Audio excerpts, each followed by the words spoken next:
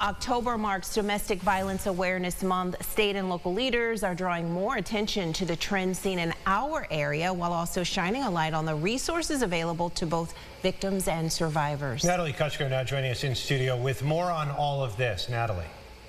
Adam, Teresa, these stats come out each and every year for our region. Perhaps the most notable for 2023, more than half of city residents and nearly half of those living in surrounding suburbs to Monroe County reported experiencing some form of domestic violence. According to surveyors, local rates average about twice as high compared to numbers across the state.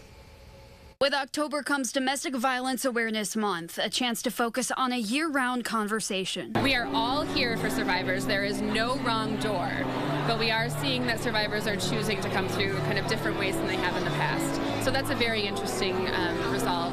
The one thing that is absolutely harrowing and tragic is that we have seen a drastic increase in the number of domestic violence-related homicides in 2023. The Willow Domestic Violence Center reports last year, Monroe County saw 13 homicides related to domestic violence, which leaders say is significantly higher than previous years.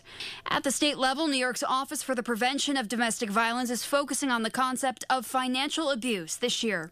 Often people don't realize how much power and control somebody has over them, especially when it comes to your financials. If you don't have the resources to get to safety, you're probably not going to go.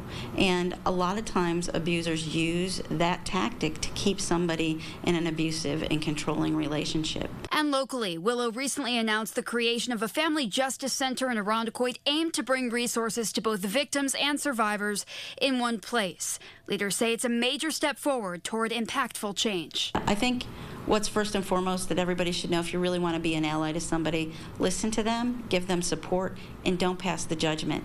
We often want to give somebody advice on how they should do things, and that's not really what they need. What they need you to do is listen and help them find their way.